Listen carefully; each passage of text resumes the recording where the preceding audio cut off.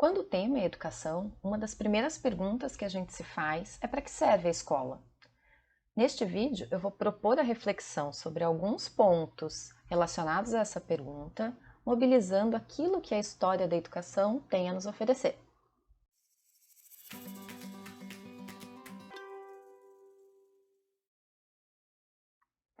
Antes de tudo, é preciso distinguir entre educação e escola. Educação é um processo social que acontece em toda a sociedade. Todo grupo social se vê na circunstância de criar formas de transmissão de conhecimentos, de partilha de valores, de estabelecer os comportamentos, de ensinar às gerações que chegam o funcionamento da sociedade na qual elas estão inseridas. Ou seja, educação é um processo mais abrangente, que envolve todos os membros sociais e que acontece efetivamente de diferentes formas em diferentes espaços. Já a escola é uma instituição específica destinada à educação e que existe em algumas sociedades ao longo da história, mas não existiu sempre. E não é o único espaço, a única instituição responsável pela educação de uma sociedade. Só mais recentemente é que a escola vai ser proposta como sendo para todos, como sendo a instituição educativa na qual todos deveriam estar. Eu vou falar sobre isso daqui a pouco, mas antes eu queria destacar um outro ponto para reflexão que muitas vezes tem ficado de fora das discussões sobre escola e que me parece primordial. Diz respeito ao sentido da educação. José Sérgio Fonseca de Carvalho ressalta que a crise da educação tem a ver com o esvanecimento do sentido político e existencial da experiência escolar. Segundo ele, pensar o sentido da educação implica conceber a escola não exclusivamente como um aparato estatal e burocrático, ao qual se atribuem certas funções sociais e finalidades econômicas, mas também como um potencial lugar de experiências, como um palco para encontros intergeracionais, mediados pelo diálogo com um conjunto de objetos e práticas culturais.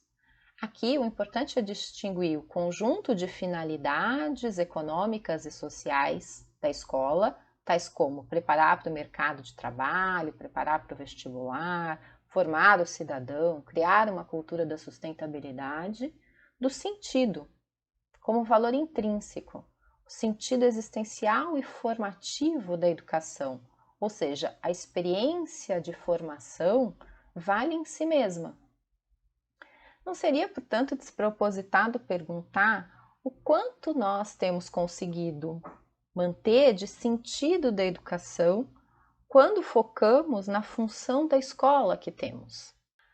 Sobre isso, cabe uma breve retomada da história da escola. Do modo como concebemos a escola hoje, ela surge na modernidade. Por isso, a literatura do campo vai referir-se a ela como escola moderna. Não tem uma data precisa para o surgimento de uma instituição desse tipo, mas mais ou menos a gente consegue localizar, por volta ali do século XVI, o surgimento dessa escola que tem como novidade propor-se a educação de todos, né? Essa instituição educativa em que todos deveriam, pela qual todos deveriam passar, surge ali no século XVI, organizada pelas igrejas, tanto pela Igreja Católica como protestante. A finalidade atribuída à escola era a formação do bom cristão, o desenvolvimento de valores, de comportamentos adequados, necessários a todos os cristãos. Por volta do século XVIII, a Organização dos Estados Nacionais, ou seja, dos países, vai encontrar na escola, essa escola que já tinha sido organizada pelas igrejas, que já funcionava com suas bases estabelecidas, né, nesse enquadramento, a formação dos Estados Nacionais vai perceber na escola uma instituição útil para formar o cidadão nacional, para incutir em cada pessoa esse sentimento de pertencimento a uma nacionalidade. E aí a gente tem então a estatização dessa instituição, dessa escola, passa a ser algo organizado pelo Estado Nacional. Ou seja, o projeto de escola na modernidade propõe instituir a sociedade pela formação das pessoas. Isso pode parecer muito óbvio, mas é um propósito marcado no tempo histórico. A ideia de que, para se obter a sociedade que queremos, é preciso definir os saberes escolares, formar pessoas na escola, de uma certa maneira, não é algo que tenha existido em qualquer época. É próprio do modo como, no nosso tempo, pensamos a escola e a sociedade. E a maneira pela qual se propôs que a escola pudesse, que fosse possível instituir a sociedade via escola, se assenta em dois elementos especificamente. Primeiro, a noção, a pretensão, a proposição de padronizar as condutas, os comportamentos, os valores. A escola vai investir muita energia em disciplinar, em tornar as pessoas afeitas a um certo comportamento, com certas condutas consideradas adequadas para a sociedade. E vai investir muita energia também na transmissão de determinados saberes, que são definidos, estabelecidos, dentre muitas possibilidades. Outras que ficaram de fora do projeto de escolarização são definidos genericamente, como o acúmulo de saberes da humanidade. Esse projeto de modernização eurocêntrica via escola faz parte daquilo que Norbert Elias vai chamar de processo civilizador. E o propósito de universalização dessa formação, dessa instituição educativa, está vinculado à intenção de difundir em todo o mundo um modelo educativo que surge num local específico, na Europa. Esse propósito teve muitos efeitos, nem todos eles positivos. Como ressalta Cynthia Grave Veiga, em que pesem as diferenças históricas locais. É certo que, desde o século XVIII, ampliaram-se os saberes relativos à estatização e universalização de escolas elementares nos estados europeus e nas Américas. Em comum, esse movimento se fez caracterizado por muitas contradições no âmbito das questões inclusão e exclusão sociopolítica, da elaboração de uma nova hierarquia social por níveis de escolaridade e de formulação de novas identidades e estigmas, como o escolarizado, o analfabeto, o ignorante. Aqui é importante observar que, ao mesmo tempo, a escola cumpre um propósito de inclusão, na medida em que o acesso às letras e o domínio de saberes definidos como importantes a partir daquilo que os centros de poder estabelecem como saberes que todos devem dominar, dá aos sujeitos escolarizados a possibilidade de se inserir nesse conjunto de atividades, de disputar poder nesses espaços organizados por essa lógica. Mas também tem aspectos de exclusão, também procede a uma exclusão, já que há uma subalternização de saberes, de culturas, de valores que ficam de fora daquilo que a escola estabeleceu como conhecimentos a serem ensinados, desvalorizando, portanto, acúmulos de outros grupos culturais, de outras sociedades. Aí é preciso lembrar com Walter Mignolo que o conhecimento e as normas estéticas não são universalmente estabelecidas por um sujeito transcendental, mas são estabelecidas por sujeitos históricos do mundo inteiro em diversos centros culturais. Ou seja, o que importa observar aqui é que a escola se organiza em torno de valores e saberes que são alguns dos saberes e valores que existem no mundo. E esses, porque estabelecidos a partir do lugar em que estão os grupos de poder para definir tal funcionamento, se apresentam como sendo aqueles que todas as pessoas devem conhecer.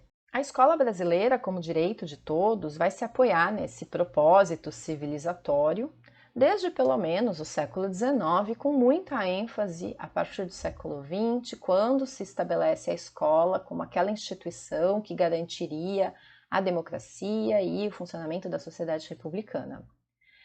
Nessa concepção, haveria uma civilização para cada época. Uma civilização apenas, e as diferenças culturais eram então percebidas como avanço ou atraso em relação a esse roteiro civilizatório. Fernando de Azevedo, que foi um dos importantes intelectuais à frente do projeto de reforma educativa e de expansão da escola para todos, ali nos anos 30, vai se referir a essa questão do seguinte modo: ora, num povo ainda em formação como o nosso, sem lastro de tradições e de cultura, e constituído de grupos sociais móveis e dispersos, sem coesão e sem vida coletiva, a indisciplina social e mental que caracteriza a nossa época tinha de agravar-se sob a pressão dessas condições particulares. A nossa evolução processada sob uma base étnica heterogênea, constituída de 3 raças que se distribuem em proporções desiguais, recebeu um impulso maior nos Estados do Sul pela invasão lenta, progressivamente penetrante e inevitável de quase todas as raças. Segundo ele, a peculiaridade do nosso processo histórico tinha atrapalhado o país naquilo que ele vai chamar de evolução civilizatória. E aí, a função da escola vai ser definida como aquela instituição que vai tirar o Brasil do atraso. Um evidente problema para o debate sobre a função da escola no Brasil, considerado esse projeto que se estabelece na modernidade, são as bases racistas em que se assenta a proposta. Para as elites brasileiras, há mais de um século, uma das dificuldades para o bom funcionamento da escola seria o próprio povo brasileiro. Como se faltasse ao povo brasileiro uma certa qualidade para fazer com que o projeto civilizatório europeu pudesse ser bem sucedido aqui, nos trópicos. Um segundo problema é a ideia de que possa fazer algum sentido um mesmo conjunto de saberes, um mesmo conjunto de objetivos educativos para todo e qualquer grupo social ao redor do mundo. Portanto, a própria ideia de um projeto eurocêntrico de escola como sendo o melhor modo de educar as novas gerações é algo que precisa ser discutido. E um terceiro equívoco é considerar que o acúmulo de saberes seja suficiente para a formação das pessoas.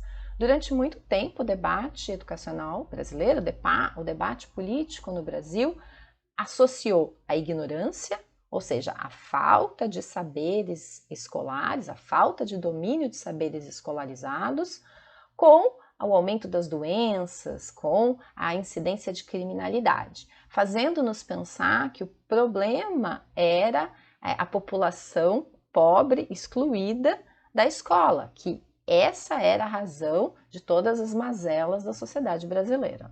Mas há, na história dos últimos séculos, algumas evidências em contrário a essa ideia.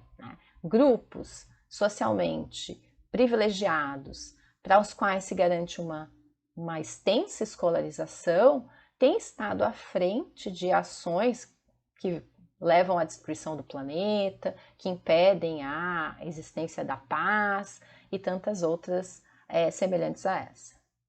Por fim, para fechar esse vídeo, sem pretender uma conclusão, mas muito mais como convite à continuidade da reflexão, eu queria comentar sobre um artigo recente que saiu na revista Piauí, em fevereiro de 2022, e que supostamente aponta os prejuízos da pandemia para a educação brasileira. A matéria diz o seguinte: o contingente de alunos que estão longe de se tornarem leitores fluentes saltou de 52% em 2019 para 73% em 2021. Quando estão na fase pré-leitura, os alunos conseguem ler apenas 9 palavras por minuto. Essa matéria me fez pensar: Afinal, qual o sentido da educação? Será que temos, como sociedade brasileira, parado para pensar sobre o sentido da escola? Quem estabeleceu um padrão de palavras lidas por minuto como evidência de que a educação piorou na pandemia? A velocidade de leitura é o que dá sentido ao fazer escolar, à atividade educativa? Para mim, observando esse período da pandemia, tem me chamado muito a atenção o fato de que grupos sociais bastante escolarizados, que acumulam muitos diplomas, frequentemente se recusam, por exemplo, ao uso da máscara nos espaços públicos. E aí eu fico me perguntando o quanto de qualidade da educação temos no sentido daquilo que é necessário, que é importante para o convívio social, se os grupos com mais acúmulo de saberes têm assim tanta dificuldade em pensar práticas de convívio, de sociabilidade, que tenham por princípio a preservação da saúde de todos. Decididamente, considero que a qualidade da educação não diz respeito apenas ao acúmulo de saberes. Acho que é preciso que a gente retome a reflexão sobre o sentido da educação.